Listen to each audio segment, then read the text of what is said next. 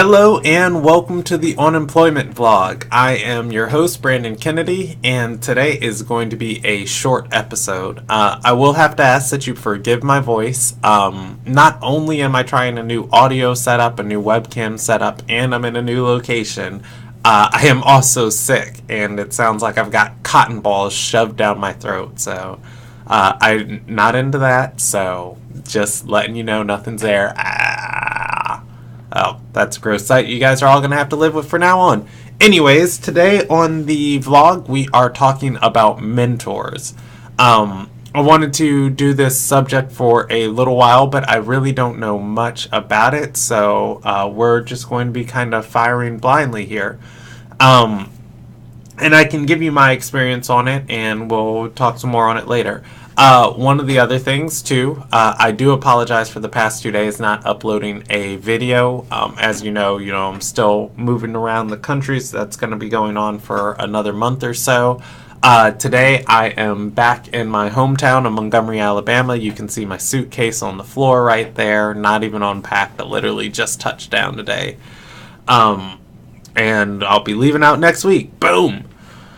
Anyways, though, back onto the subject of mentoring. I guess I should state where this started from. I was talking to my brother about, my brother's one of the dumbest, smartest people I know, or the smartest, dumbest person I know.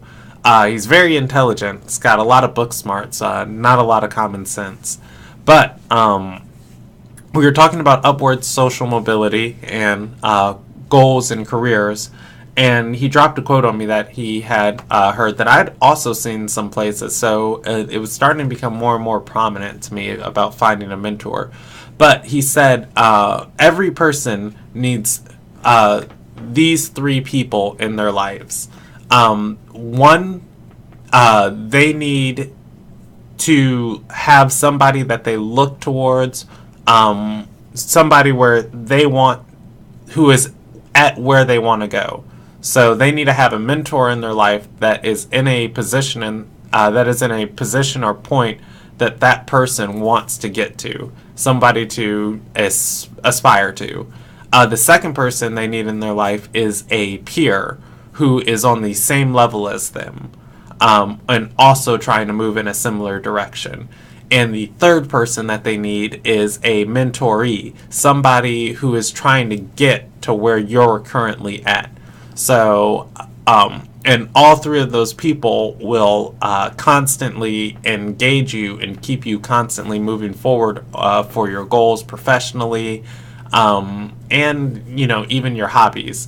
For me, I just made my first request to find a mentor. There is a college professor I was really good friends with that I like, and he's seen my work, and he's pushed me to become a better writer when I was in his classes, and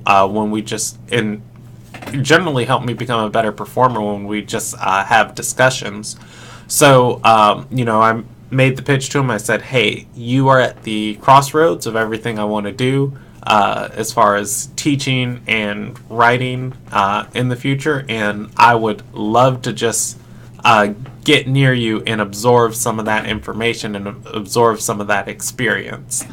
I offered to pay for his time, but he offered to help me without the need of payment.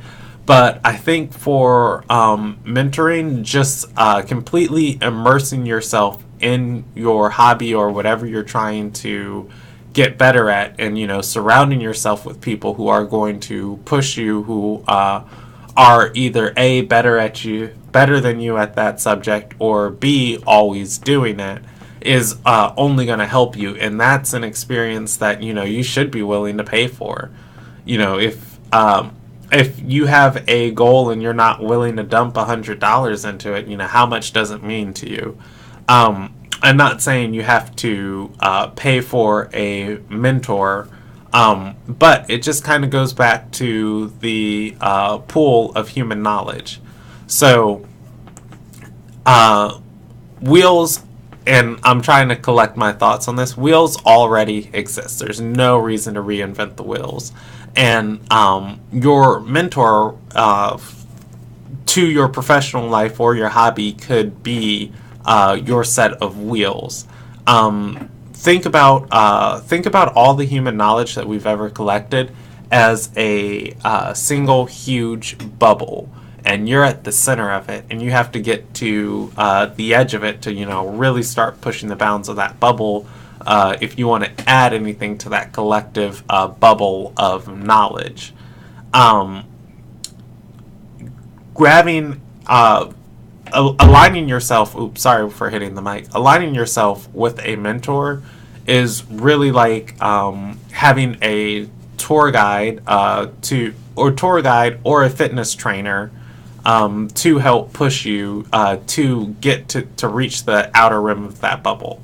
There's no reason you need to sit and rediscover every single part of your trade alone. I mean, you can have those experiences. But I think professionally, once you, if somebody else is in your life there to lead you through them, you'll just be a lot better off generally. And I found I've had a comedy mentor before. I haven't had a writing mentor before, and I haven't had a graphic design mentor before. So this is going to be the person I asked to be my mentor is a creative writer. So this is going to be my first time in that aspect, really having somebody constantly push me and get me out of my comfort zone.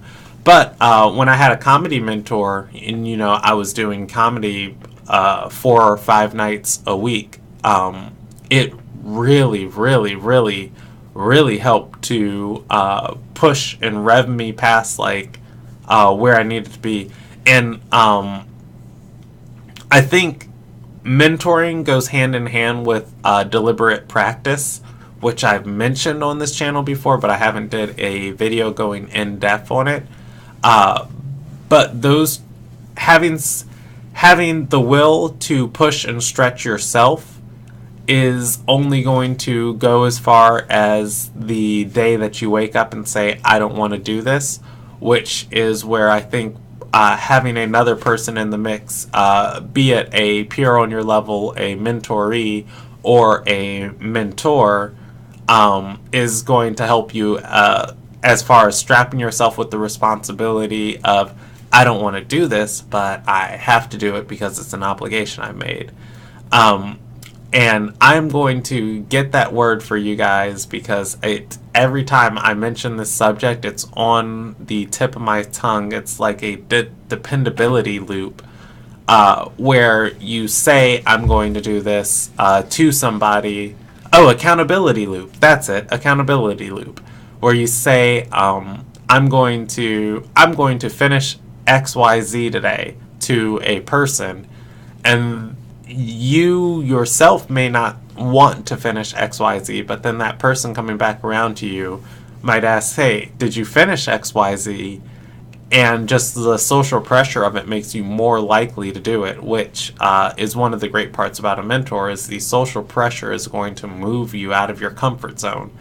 Oh my gosh, I'm just like dragging on and I'm monotoned and my voice is dying. So I think we're going to end that discussion here. I might pick this back up on another episode. Some things I did want to talk about real quick before we end, and the software I'm using right now to record doesn't show me a time, so I just see a bit rate, so I'm going to guess we're at about 8 minutes. I updated my Patreon. I did think of the other tiers of rewards I wanted to have on there, so I'm going to get those added. I'm going to get those added tonight, so those will be up there. 3 more tiers of rewards, going all the way up to $40. We're at $8 a month, or we're at $7 a month, guys. That's so beautiful. I just want to say thank you to the people who are patrons. You know who you are, and you're wonderful. Go back over here for a second. Update on my NaNoWriMo with getting sick and just all the last minute hassles I did while I was up north in Wisconsin, it is not going well, guys. I don't think I've written past the 6,000 word mark, so I'm going to be playing catch up on that all month. But I got a whole bunch of caffeine, a whole bunch of vitamin C, and a whole bunch of salt water tonight, so I'm gonna try and break this cold and then just be writing all night, all tomorrow. I got a lunch I'm going on, and then after that, I'll be able to get that word count posted, and I'm pretty sure I'm at like 5,900 something right now.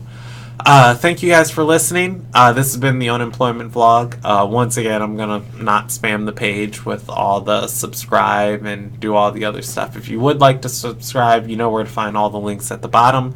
Stay real, stay cool, and appreciate you watching.